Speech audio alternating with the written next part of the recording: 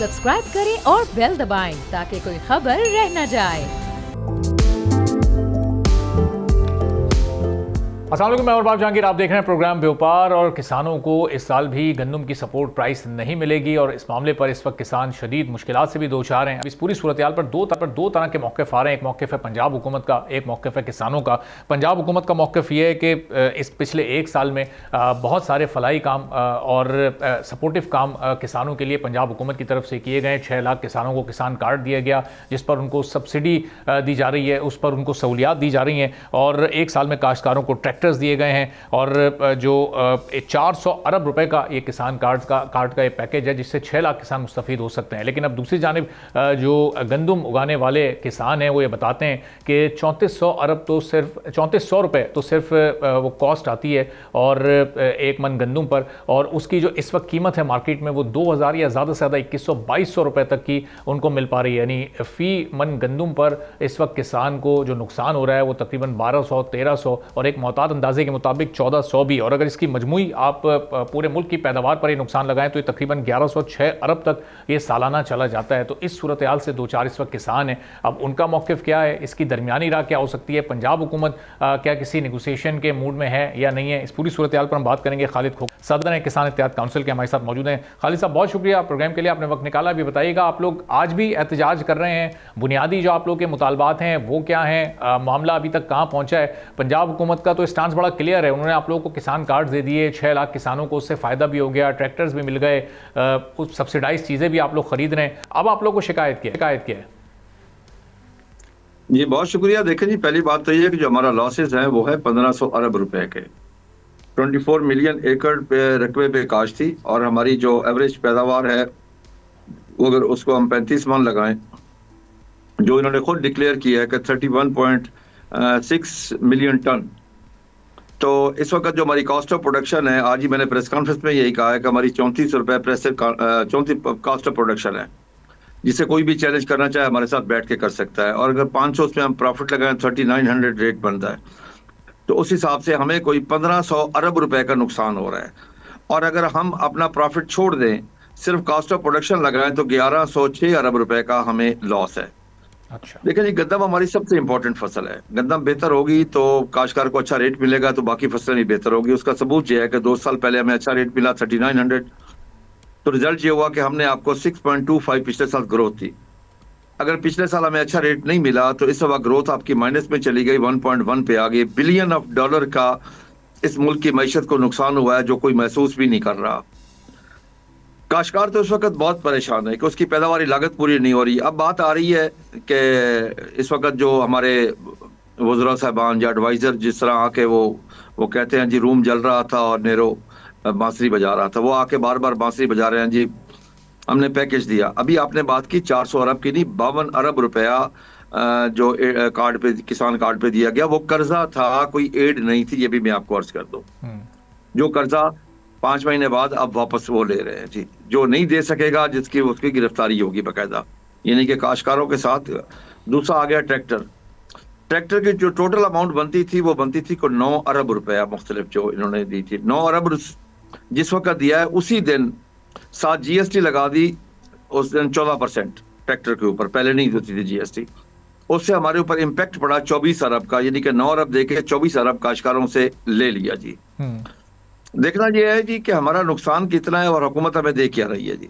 फिर आ गया जी 15 अरब रुपए की एक सब्सिडी जो अब अनाउंस की है कि हम 15 अरब रुपए गंदम के काश्तकारों को देंगे। तो मैंने हिसाब लगाया, जो पंजाब के गंदम की पैदावार है उसका जो इम्पैक्ट आता है वो 27 रुपए फी मन आता है। देखे ना, हमारा जो इस वक्त लॉस है वो 1900 रुपया फी मन है, क्योंकि इस वक्त आज का रेट 2000 है, 3900 रेट हो तो, और उसमें से 27 रुपए निकाल दें। अगर हम लेंगे हमारा प्रॉफिट छोड़े, अगर हम कॉस्ट ऑफ प्रोडक्शन को ले तो 1400 रुपए फी मन हमारा लॉस है जी, उसमें 27 रुपए निकाल दें। अगर इसको हम पर एकड़ पे सब्सिडी को ले जाएं तो 900 रुपए पर एकड़ बनता है। अगर हम फी फैमिली लेके जाएं, जो रजिस्टर्ड फैमिली 55 लाख है इनके पास एग्रीकल्चर डिपार्टमेंट के पास, तो उसका इम्पैक्ट आता है 2727 रुपए सिर्फ इम्पैक्ट आता है जी काश्तकार। आप खुद दिखाएं, बताएं कि क्या यह ऊंट के मुंह में जीरा नहीं है, बल्कि जीरे से भी कम है इस वक्त। देखे ना, काश्तकार इस वक्त जो हालात जा रहे हैं वो आगे ज़राअत को जारी नहीं रख सकता। मैं परेशान हूँ, गंदम के साथ तो जो होना था हो गया जी। हुकूमत कम अज कम आके ये बताए कि काश्तकार की कॉस्ट ऑफ प्रोडक्शन जे आके अनाउंस तो करे ना, कम अज कम आके बताए कि हम गलत बोल रहे हैं, हम झूठ बोल रहे हैं, काश्तकार हम गलत बयानी कर रहे हैं। देखिए ना, हमको सियासत नहीं कर रहे, बल्कि मैं आपके इस चैनल के तवज्जुह से तमाम पॉलिटिकल पार्टी से एक रिक्वेस्ट कर रहा हूँ जी, हाथ जोड़ कर रिक्वेस्ट कर रहा हूँ, खुदा के लिए गंदम को पे सियासत मत करें। आप पीपल्स पार्टी वाले हैं भाई, अगर आपने रेट देना आप सिंध में रेट दें, हम राजी होंगे, हम आपका शुक्रिया अदा करेंगे। अगर आप पंजाब में आकर नारे मारेंगे तो हमें वो नारे कबूल नहीं होंगे।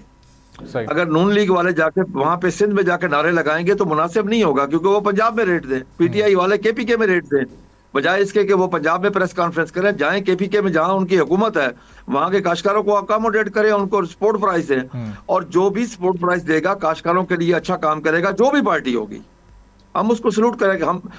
हमारी तंजीम जी टोटल गैर सियासी, हमारा पॉलिटिक्स के साथ कोई तल्लक नहीं है। लेकिन मुझे दुख है इस बात का कि गंदम पे अगर सियासत हो, गंदम के ऊपर जो हमारा स्टेपल फूड है, ये इशू सूबाई इशू नहीं है जी, ये भी आपको, ये नेशनल इशू है जी गंदम का। सही। तो खालिद साहब, ये पंजाब हुकूमत जो कह रही है कि पिछले एक साल में 400 अरब रुपए का पैकेज आप लोगों को दिया गया है, 52 अरब की खरीदारी भी किसानों ने की है, 6 लाख किसानों को किसान कार्ड दिए गए, तो उस किसान कार्ड से फिर जो किसान मुस्तफीद हुए वो भी लॉस है कि 400 अरब। देखें जी, 400 अरब का तो कोई पैकेज नहीं आया, बिल्कुल ही। जो 52 अरब रुपया दिया गया वो कर्जे की मद में दिया गया, कर्जा वापस हो रहा है। इधर तो हमारी जेब से 1500 अरब रुपया निकाल लिया गया। आप ये फर्क देखें, वो 52 अरब हम वापस कर रहे हैं। बाकी रहा ट्रैक्टरों का सवाल, देखें ना, मैं आपको अर्ज करूं, ट्रैक्टर पे 9 अरब रुपया सब्सिडी आई है, वो 9000 काश्तकारों को मिला है। देखें, लाखों में करोड़ों में काश्तकार हैं, तो वो 9000 काश्तकार को मिली है। और उस वक्त मैंने आपको बता दिया, जब 9 अरब की सब्सिडी दी गई, उसी वक्त साथ वफाकी हुकूमत ने उसके ऊपर जीएसटी लगा दी 14%, जिसका इम्पैक्ट को 23-24 अरब रुपए का आता है, वो भी काश्तकारों ने अदा करना है। देखें ना, मैं आपको अर्ज करूं, आज 2022 में जब हमारा गंदम का रेट 2200 रुपए था, लेकिन उस वक्त हमारी यूरिया खाद 2100 रुपए की थी, डीएपी कोई 6000 रुपए की थी, बिजली का यूनिट 5 रुपए 35 पैसे था। अब बिजली का यूनिट लगभग 50 रुपए पे है। डीएपी का रेट इस वक्त को 13,000 रुपए के ऊपर है। यूरिया 2100 वाली इस वक्त 4500 रुपए की है। देखें ना, काश्तकार की कॉस्ट ऑफ प्रोडक्शन कहाँ बढ़ी, फिर लेबर चार्जेस बढ़ गए, फिर प्रोड्यूस का रेट डाउन हो गया। काश्तकार तो इस वक्त बहुत परेशान है। बहुत सारे ठेकेदारों ने जो रकबा लेके काश्त की होता, वो रात के वक्त रकबे छोड़ के भाग रहे हैं। तो खालिद साहब, ये 1500 अरब का जो आपने मजमूई नुकसान बताया प्रॉफिट समेत, और प्रॉफिट निकाल के अगर सिर्फ आपकी कॉस्ट ऑफ प्रोडक्शन का जो नुकसान आ रहा है वो 1106 अरब रुपए है, तो अब ये किस तरह से आप इसको पूरा करेंगे? ये पिछले साल का जो नुकसान है, जब सपोर्ट प्राइस को पहली बार बंद किया गया, उसके बाद से अब तक का नुकसान आपने कोट किया है? नहीं जी, मैं इस साल की गंदम का नुकसान बता रहा हूँ। अच्छा। सिर्फ इस साल का बता रहा हूँ। तो ये नुकसान अब कैसे पूरा होगा आप लोगों का? मैं आपको फिगर दे देता हूँ जी। हमारे पाकिस्तान में जो टोटल कास्ट है वो 24 मिलियन टन है जी, 2 करोड़ 40 लाख एकड़ कास्ट होती है जी, ठीक है जी। उसका जो गवर्नमेंट ने खुद एस्टिमेट लगाया है, 31.6 मिलियन टन उसकी एक्सपेक्टेड पैदावार है जी। अगर उसके ऊपर हम लगाएं, जो हमारे इस वक्त जो लॉसेज हैं, हमारी जो कॉस्ट ऑफ प्रोडक्शन है 3400 है, 3900 में रेट मिलना था, हमें उसकी बजाय 2000 रुपये रेट मिल रहा है इस वक्त। आज का रेट 1900-2000 रुपये है। तो उस हिसाब से हमें असल रेट से 1500 अरब रुपया कम मिल रहा है जी। और अगर हम प्रॉफिट को निकाल दें, सिर्फ हम 3400 पे आ जाए जो हमारी कॉस्ट ऑफ प्रोडक्शन पूरे, तो 1106 अरब रुपया बनता है। आप बेशक इसको कैलकुलेट कर लें। और अगर मैं गलत कर रहा हूँ, जो हमारा हिसाब गलत हो, तो एग्रीकल्चर डिपार्टमेंट, हुकूमत पंजाब, वफाकी हुकूमत, हम मिल बैठ के उनके साथ बातचीत करने के लिए तैयार है। हमें इस पे कोई एतराज नहीं है, बैठ के हमारे साथ हिसाब कर लें। तो खालिद साहब, पिछले साल भी सूरत हाल यही बनी थी और सपोर्ट प्राइस जब नहीं दी गई, आप लोगों का अरबों का नुकसान हुआ, तो फिर इस साल काश्त और पैदावार में कितनी कमी हुई पिछले साल की निस्बत? अब ये भी मैं आपको बता दूं, पहली बात तो ये है जी कि काश्त में बहुत सारी कमी आई है, तकरीबन 16 लाख एकड़ की कमी आई है एक। अच्छा। दूसरी बात यह है कि कमी इससे ज्यादा होती, हमने तो एतमाद किया मोहतरमा चीफ मिनिस्टर साहबा पे, जब उन्होंने आके सितंबर में काश्तकारों को कहा कि जी काश्तकार भाइयों, आप बेधड़क होकर गंदम लगाएं, आपको मुनाफा मिलेगा, मैं आपके साथ खड़ी हूँ, आपको मैं नुकसान नहीं होने दूंगी। तो हमने as a chief executive Punjab उन पे बात पे एतमाद किया और एतमाद करके हमने गंदम काश्त कर ली।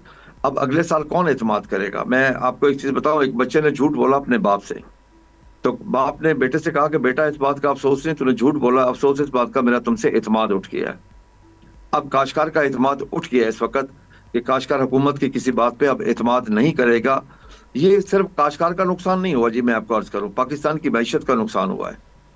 आपको याद होगा 2 साल पहले 3-3 किलोमीटर की लाइनें लगी कि आटे के ऊपर 24 खवातीन आटे की लाइनों में शहीद हुई थी पूरे पाकिस्तान में। मैं आगे बहुत भयानक देख रहा हूँ, मेरे मुंह में खाक, ये लाइनें 10-10 किलोमीटर तक ना चली जाए। अच्छा, लेकिन जब काश्तकार उसको काश्त नहीं किया, उसको फायदा नजर नहीं आएगा, क्यों काश्त करेगा वो? इस वक्त उसने एतमाद कर लिया, क्यों एतमाद करेगा? और आपके पास इतने डॉलर नहीं है कि आप बाहर से मंगवाएं। देखें हमारी हुकूमत की जो पॉलिसी जा रही है इस वक्त टोटली, वो अमेरिकन काश्तकार को, ब्राजील के काश्तकार को अकोमोडेट, बाहर के काश्तकार को अकोमोडेट कर रही है। हम अगर फुटी अपनी कपास बेचते हैं तो हमारे ऊपर फी मन 1850 रुपए GST है। अगर एक अमेरिकन काश्तकार या ब्राजील का काश्तकार पाकिस्तान में भेजता है तो ड्यूटी फ्री है, उस पर किसी किस्म का कोई टैक्स नहीं है।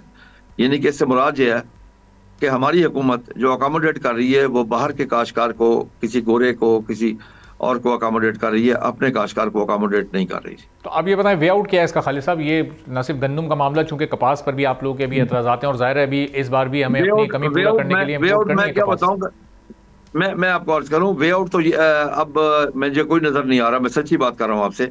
मुझे तो अब गंदम तो चली गई, मुझे अगली फसलों की फिक्र है। मक्की की फसल तैयार होने वाली है, लेकिन अब जितनी फीड मिले हैं वो सारे गंदम सस्ती है, वो गंदम खरीद कर उन्होंने मक्की का रेट भी डाउन कर देना है। अच्छा, इसी तरह कपास गंदम अभी तो चली गई, लेकिन जैसे भी आपने बताया कि 16 लाख एकड़ की कमी अभी इस साल आई है, 16 लाख मिलियन टन की कमी आप बता रहे हैं, तो ये अगले साल अब ये कमी फिर बढ़कर कितनी हो जाएगी?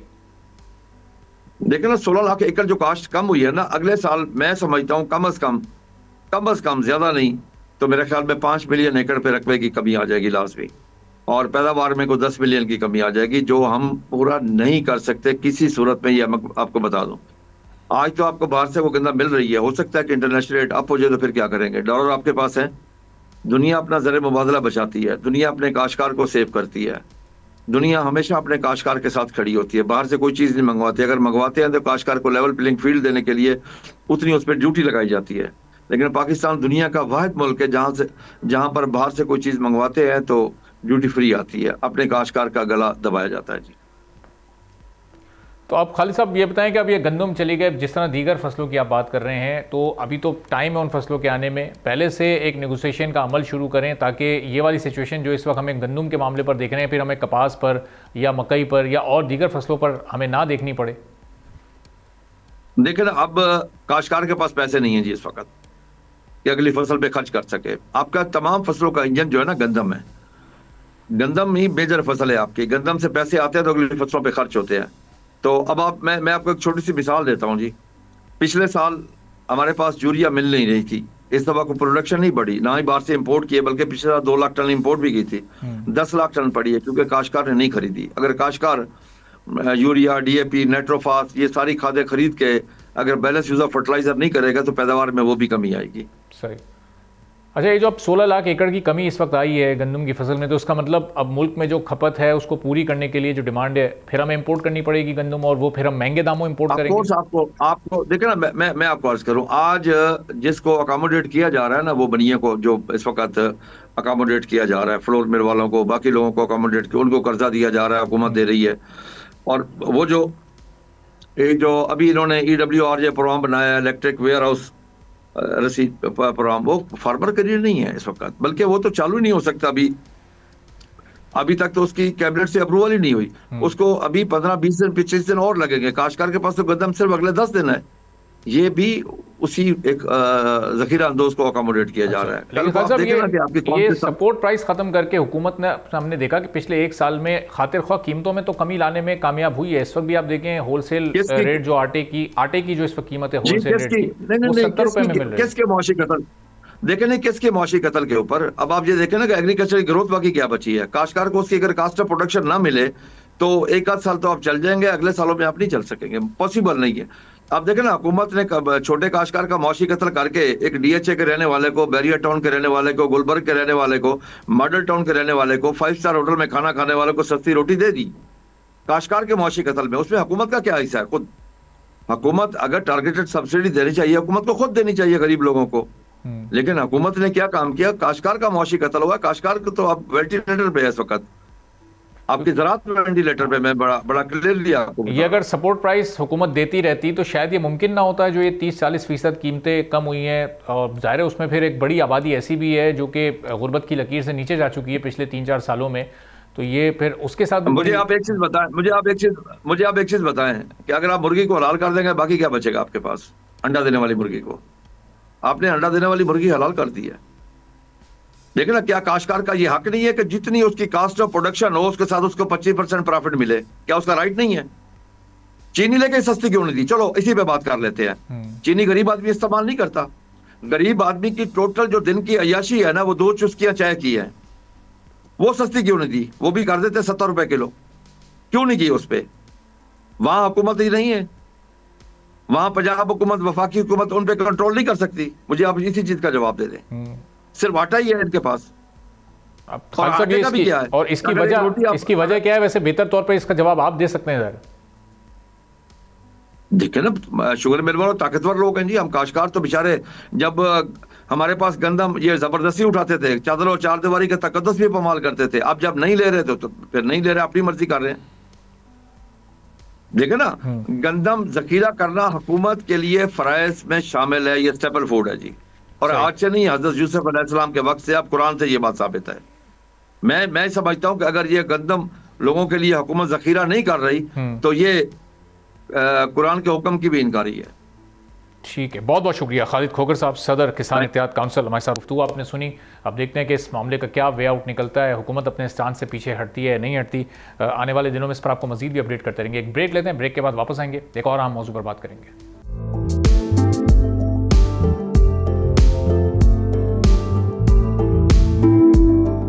एक बार फिर आपको प्रोग्राम में खुशामदीद कहेंगे। अगले माली साल के लिए अब बजट की तैयारियां शुरू हो चुकी हैं और हर सेक्टर की इस वक्त ये कोशिश है कि जो मुमकिन रिलीफ है वो हासिल किया जा सके। चूँकि ज़ाहिर पिछले 2-3 साल पाकिस्तान के तमाम सेक्टर्स ने बड़े मुश्किल देखे हैं इकनॉमिक पॉइंट ऑफ व्यू से, और अपनी अपनी सजेशंस, अपनी तजावीज़ और अपनी डिमांड्स इस वक्त हुकूमत के सामने रखी जा रही हैं। रियल स्टेट सेक्टर में इस वक्त हम अगर जायज़ा लें तो पाकिस्तान में तकरीबन 1 करोड़ घरों की कमी का इस वक्त सामना है।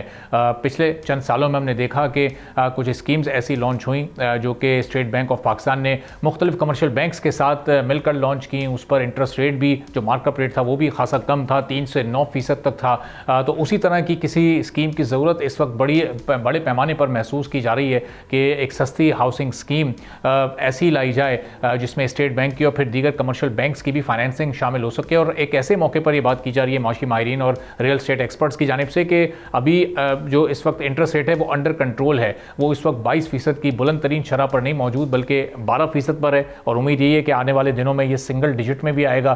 तो जैसे जैसे ये कम होता रहेगा, अगर कोई ऐसी स्कीम अनाउंस होती है, इसकी तैयारी शुरू होती है, तो वो कितनी आसान हो सकेगी और आने वाले बजट में रियल स्टेट सेक्टर के लिए क्या रिलीफ मुमकिन हो सकता है जिससे ये सेक्टर मज़ीद डेवलप हो सके, मज़ीद इसको फ़रोग मिल सके। क्योंकि इससे फिर जुड़ी कोई 5 से 6 दर्जन के करीब ऐसी इंडस्ट्रीज़ हैं कि जिनको भी फिर आगे बढ़ने और चलने का मौका मिलता है। इस पर हम गुफ्तगू करेंगे। सब चेयरमैन आबाद के हमारे साथ मौजूद हैं। बहुत शुक्रिया हसन बख्शी साहब, प्रोग्राम के लिए आपने वक्त निकाला। चूँकि 2 से ढाई माह में बजट अनाउंस होना है और यकीनी तौर पर आबाद के प्लेटफॉर्म से भी आप लोग अपनी तजावीज़ और अपनी डिमांड्स हुकूमत के सामने रख रहे होंगे। जो पाकिस्तान में इस वक्त घरों की कमी का मसला है, इसका अब हल है क्या? ये जो 1 करोड़ घरों की कमी है, ये 10, 20 या 30% तक भी इसको अगर हमें पूरा करना है तो ये कैसे मुमकिन हो सकेगा?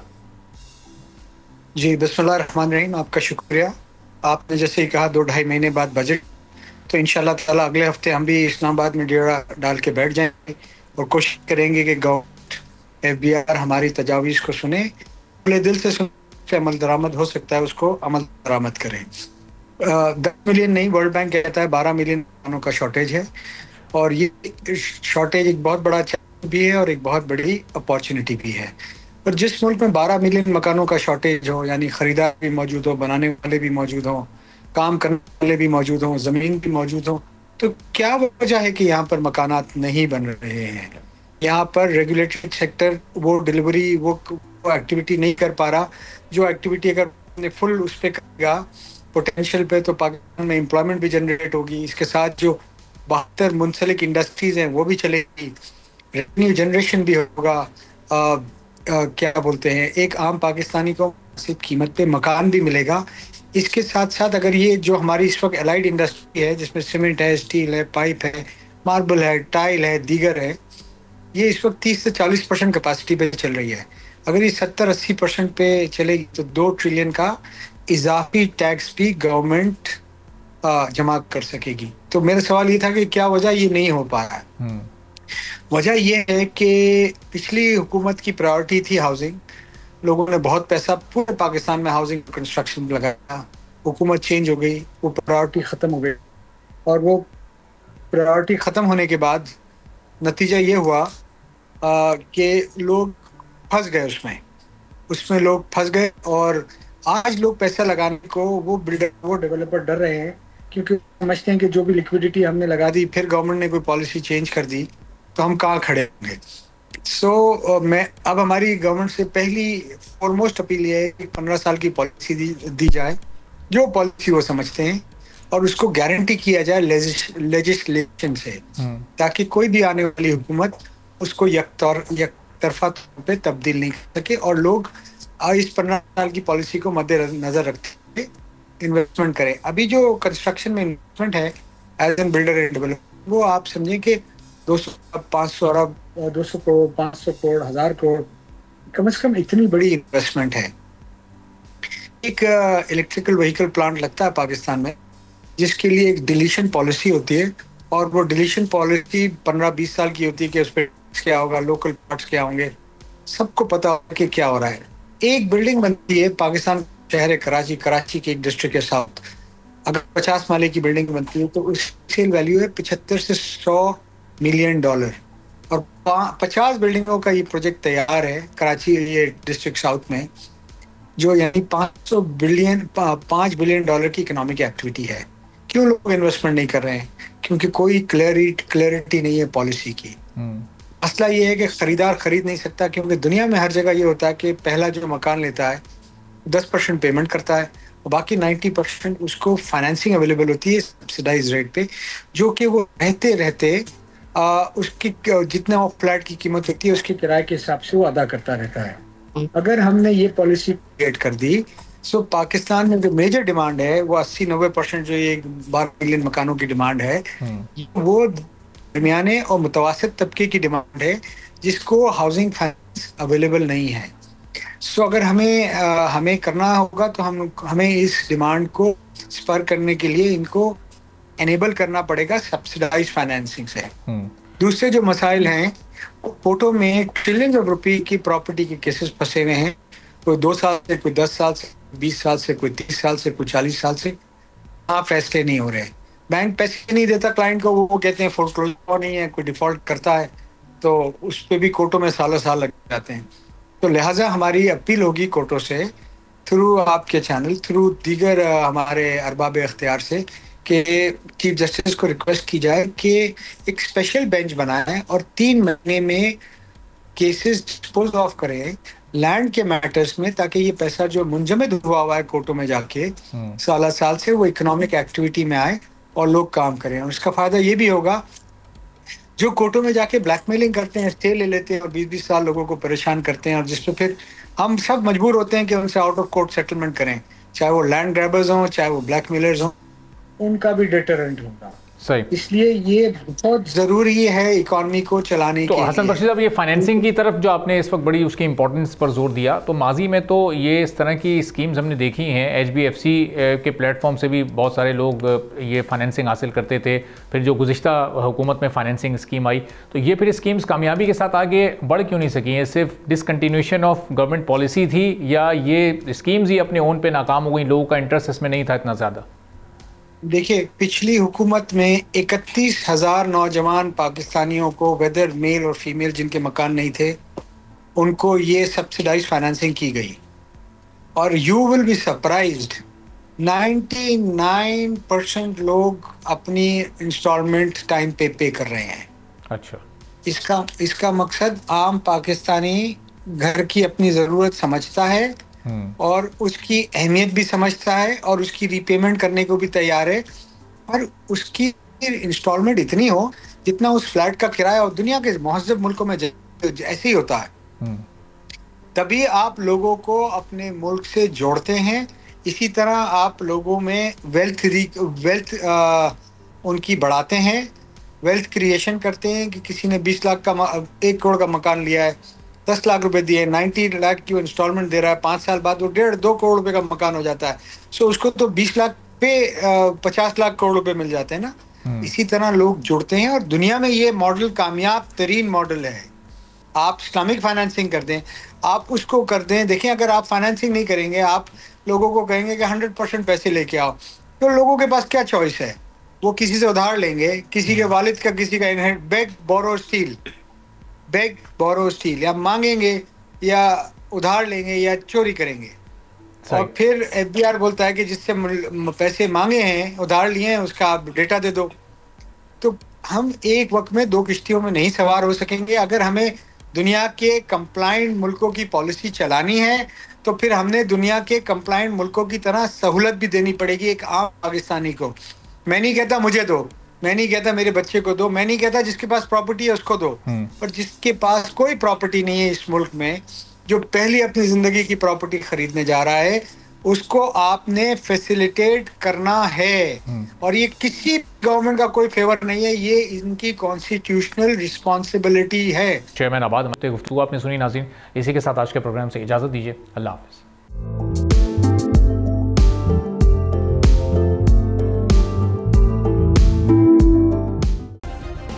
सब्सक्राइब करें और बेल दबाएं ताकि कोई खबर रह न जाए।